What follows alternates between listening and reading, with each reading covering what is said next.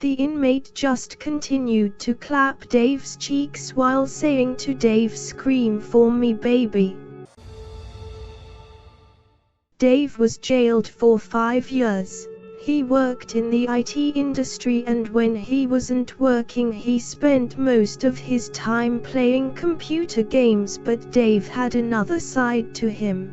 He had a dark side and a short temper, which resulted in him being sent to prison.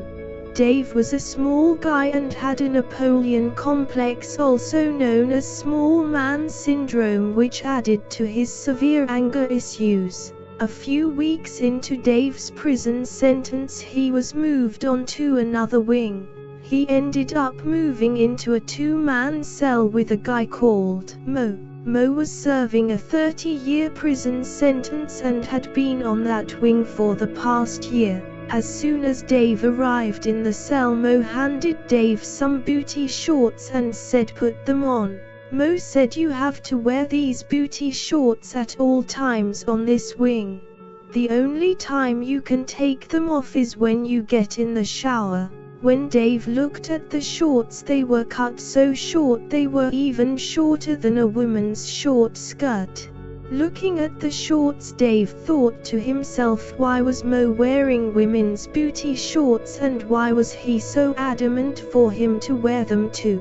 Whatever Mo's reasons were, Dave said to Mo, "These shorts look kind of fruity, so I'm not putting them on." Dave also said, "If you like the shorts so much, you keep them," and then he threw the shorts on the floor. Mo picked up the booty shorts and gave them back to Dave, saying, "I'm trying to help you. You need to wear the shorts or something will happen to you when our boss finds out." Dave looked at Mo and said, "I don't have a boss. He can be your boss if you want, but he's not mine." Dave then said, "I don't know about you, Mo, but I'm not gay and those shorts look gay." Mo replied saying, "I'm not gay either. Do you really think I actually want to wear these gay shorts?" "No, I don't, but I have to wear them. I have no choice, and neither do you. Our boss controls this entire block and has a gang of 20 men who will do anything to protect him. They will even delete you without any hesitation. There are 4 wings on this block and he runs them all. His name is Damien." Dave replied saying, "I don't care who your boss is, because I'm not about to go walking outside with these gay-looking booty shorts on. Mo, you can wear them if you want, but I'm not wearing them." Mo replied saying, "I had your same mindset when I first came into prison. Look, Dave, I like women just as much as you do, but when Damien selects you to be a woman of the wing, you have no choice. You have to accept his offer or else." The last person that declined Damien's offer was found deleted in his own cell. Dave replied saying, "Hold on, so these booty shorts are for the women of the wing?" Dave started laughing while saying, "So we are the women of the wing? What the hell?" Mo then said, "Yes, we are the women. You and me are both women on this wing alongside 30 other women, and we all wear these booty shorts." I had the same shocked look on my face when I first joined this wing too. I didn't want to be a woman of the wing, but you are selected to be a woman of the wing even before you arrive on the wing. Damien gets information as to when you will arrive.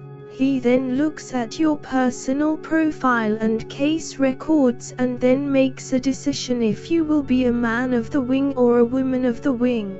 So Damien knows who you are even before you arrive on the wing. Unfortunately, we were both selected to be the women of the wing, so you have to just accept it, Dave. Dave then said, "If Damien and his gang try anything on me, I'll just report them and tell the prison officers about everything, and Damien will be sorry because he will get into trouble." Mo started laughing and said, "The prison officers? The prison officers? They all work for Damien, you idiot. They tell him what date the new guys will be moved on to the wing.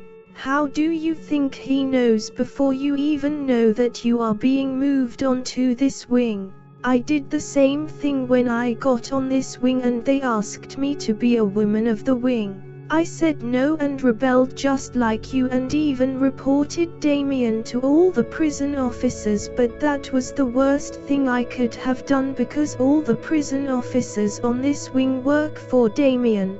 They are all on his payroll. They all get a cut out of all the profits he makes each month renting out women like you and me. All the officers in this entire block are on Damien's payroll. If an inmate wants some booty, all they need to do is pay Damien.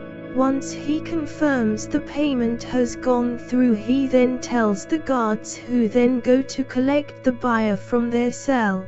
The guard then drops the buyer off at the woman's cell of his choice. Once the inmate has finished clapping the woman's cheeks, all they need to do is ring the cell buzzer and the prison officer will drop them back to their cell, so all the men on this wing can get booty 24/7 anytime they want, and you can't say no to these men. Even if you are sleeping, you just have to let the men clap your cheeks while you are asleep, because if Damien finds out you said no to a man, the next day him and his gang will come into your cell and delete you. Damien makes so much money doing this. All payments are made to him using cryptocurrency, or if he is your friend you can pay the old way using noodles and tuna. Damien makes a fortune every month renting out women like you and me.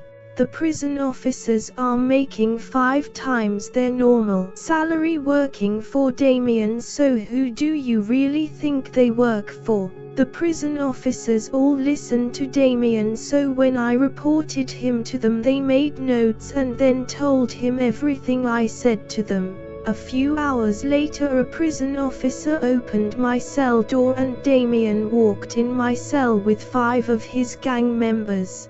The funny part of this story is the prison officer I reported the incident to was the same prison officer that opened the door of my cell for Damien and his gang to come in. Once they were in my cell, 2 of his gang members grabbed me and held me down, and they all took it in turns to bust my cheeks. It was the scariest and most painful moment I've ever had in my life.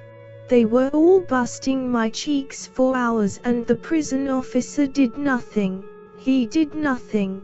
All he did was stand there and record everything on his phone.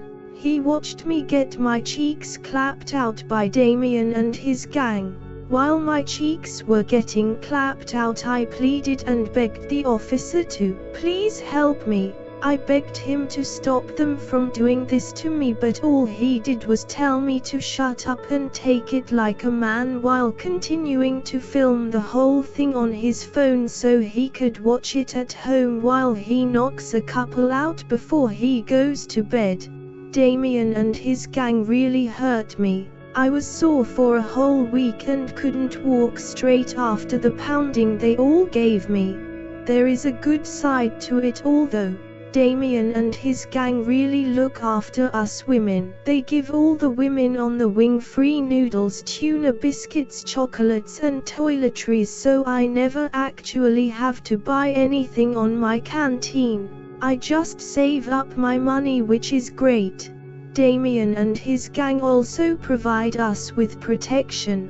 No one messes with us women on the wing, and other inmates all know this, so all the women are treated like queens. Mo also said I'm a Muslim, so getting my cheeks clapped out is against my religion, but I can't do anything to stop it, so it's just something I have to live with. But when I leave prison I'll never do anything like this again, but while I'm still here I have to do it because I have to survive. While I'm here I have no choice but to just close my eyes and do it. I don't like getting my cheeks busted, but I have to do it, otherwise I will be deleted in my cell for refusing to do it, just like the other guys who refused. I have a family who I want to get back to when I leave prison. I don't want to be deleted here, so I just follow what Damien wants, and my life in prison is good with no trouble.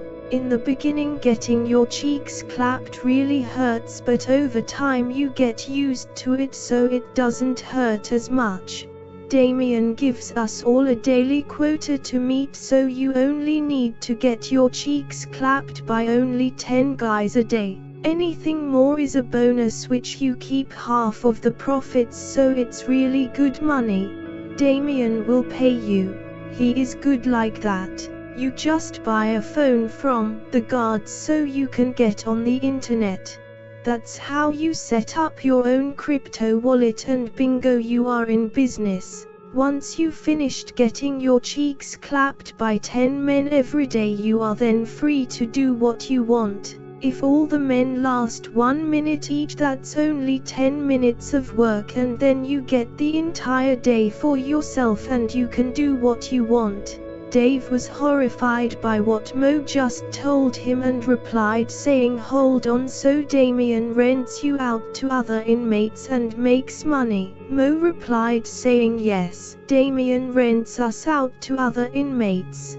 He will also be visiting our cell today to introduce himself, so make sure you put on the booty shorts I gave you, because if he sees you not wearing them you might get deleted." Dave laughed and said, "You might not have any courage, Mo, but I do. And I will stand up to this Damien character if it's the last thing I do. I will teach him a lesson he will never forget." Dave said, "I'm telling you, Mo, there is no way I'm wearing those shorts or getting my cheeks clapped by anyone, and that's final." After a few hours had passed, Dave and Mo's cell door started to open and Damien walked in. Damien was a 6-foot-tall black guy with a scary look on his face. He looked at Dave and noticed he wasn't wearing his booty shorts, so Damien asked Dave why he did not have them on. Dave was furious and told Damien he's not gay and not putting them on. He also said Damien should put them on himself. Damien was with 5 other gang members and one of them rushed over to grab Dave while saying, "Boss, I'm going to delete him right now." The gang member then pulled out an object from his pocket to use it on Dave. Dave's whole demeanor changed as he saw his life flash in front of him. Damien saw the instant fear in Dave's eyes, and just when his gang member was about to use the object on Dave, Damien said, "Stop. He is new, so he doesn't know the rules around here yet, so we will give him a pass this time." Dave then asked Damien why he has to be a woman and why he can't just be a man instead. He told Damien this must be a mistake. Damien looked at Dave and said, "You are right. I have made a mistake. We should have made you a man instead and not a woman." Mo started to look confused and said, "Damien, can I be a man too?" Damien took one look at Mo with an angry look on his face and said, "Are you crazy? You have had your cheeks pounded by thousands of different men, so you will never be a man again. Never." Feeling upset, Mo sat back down on his bed and held his head in his hands. Dave said to Mo, "See, I told you this was a mistake. I told you." Damien's gang member friend then gave him a bottle of orange juice and said, "Let's celebrate this great occasion with a drink," and said to Dave, "Drink it," and then threw the bottle over to him. Dave looked at the bottle and could see it had already been opened, so he told Damien, "Sorry, but I'm not thirsty," and that's when all of Damien's gang members pulled out objects from their pockets and said, "You are disrespecting the boss. Drink it." Dave knew he was outnumbered. Even the guard who opened the door was standing there looking at him saying, "Drink it." Dave thought to himself, maybe this is what you have to do to join their gang, so he removed the lid from the bottle and drank the orange juice. As he took his last sip of the drink, he looked at Damien, who had a massive smile on his face. He could hear Damien say, "That's right, woman. Drink it." But it was too late. Dave had drunk the entire bottle. That's when Damien and his gang members started laughing. Damien welcomed Dave to their gang and shook his hand. Dave also started laughing as he thought maybe he was just paranoid, thinking Damien would do something to the drink. Dave was now happy he was part of the men now and felt like a real man, but when he looked at Mo, he knew something was seriously wrong because Mo put his head down. Dave then started to feel tired, and that's when he said to Damien, "What did you put in my drink, Damien?" The officer and his gang started to laugh even louder. Dave started to feel dizzy, and that's when Damien told Dave, "You are not a man and you will never be one. I make no mistakes. You are a woman and that's final." And that's when Dave dropped on the floor and passed out. While Dave was passed out on the floor, the gang members picked him up and put him on the bed and then removed his trousers. Damien then walked out the cell and shouted to the entire wing, "We have a new fresh untouched woman for rent and bidding starts right now." The entire block went crazy as the men started to bid to get a piece of Dave. Once the auction was finished, the guard went over and opened the winner's cell and brought him over to Dave and Mo's cell. The winner then paid Damien half the price in cryptocurrency and the rest in noodles and tuna. The winner was happy.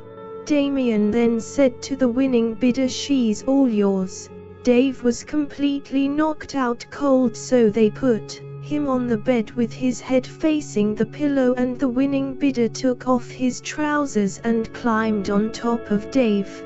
He then slammed his tings into Dave and showed no mercy at all. He was clapping Dave's cheeks hard as Dave laid there snoring. Dave was knocked out cold. The winning bidder clapped Dave's cheeks for 10 minutes and then released a nice load of cream pie into Dave. After he finished, Damien congratulated him and the guard brought him back to his cell. Damien then went out on the landing and shouted to the men, "Who else wants a go?